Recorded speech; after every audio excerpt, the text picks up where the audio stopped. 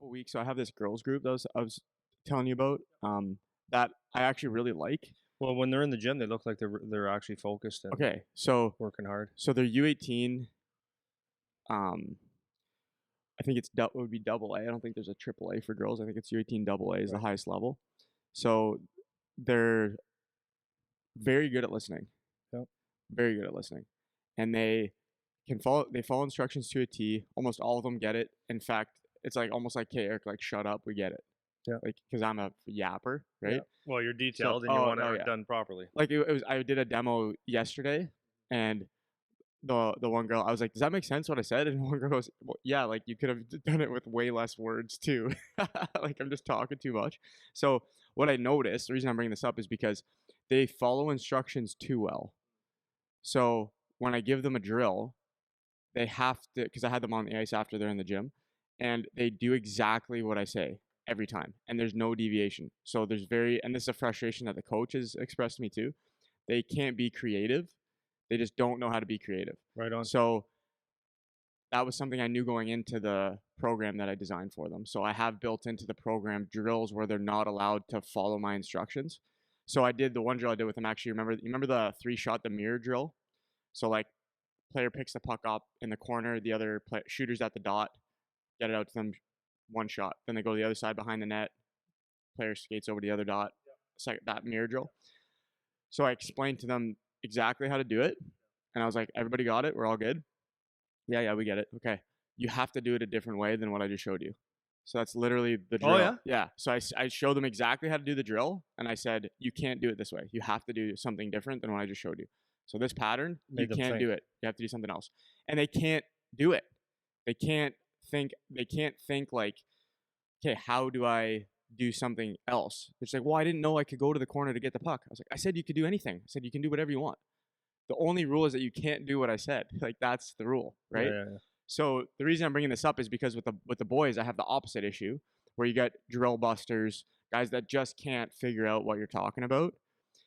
Which, so on the one hand, I want to kind of talk about the contrast a little bit, because on the one hand, for the boys, in general, obviously there's exceptions on both sides, but in general, they are more difficult to teach the first time, but they have a little bit better sense of creativity and improvisation and these kinds of things, from what I notice.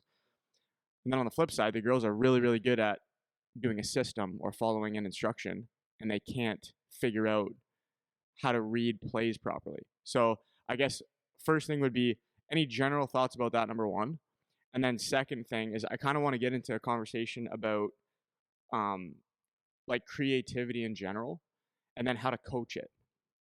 So the example I just gave you about the drill, where here's the drill, you can't do this. That was just one thing I thought about, particular to this group, because that was something that they need to work on. So what kind of strategies it could be, and it doesn't matter, boys, girls, whatever. When you're trying to teach a player how to make plays, or how to see the ice, or how to see plays, how do you go about teaching that?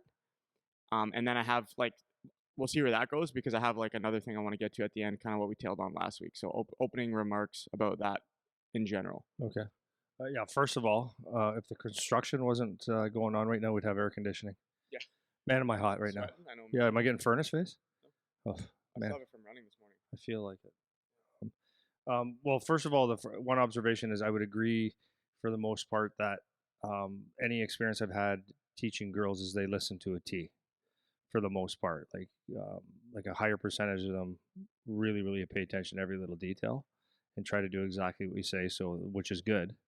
And I would agree also that when you have guys with their brains are all over the place, sometimes you got to say it 10 times. And, and why is that? I don't know. Like, do boys just from the evolution of hockey, do they just think they know how to play hockey? I don't know. But that is a correct example, or a correct statement that you said for the most part. And now, when I say that, I can't really speak to um, I can't really speak to girls hockey at a really high level, or I shouldn't say really high level, like a volume of girls. Right. Yeah. It's Yeah. mine That's a is good way of saying experience. it. My Right. experiences with boys. So the limited experience I've had with girls hockey is, yes, they do tend to at least pay attention better, and try to please, which would appear is like try to do it the right way, pleasing the coach. So I would agree with that. Now, as far as how do you correct that, is that basically the question? How do you?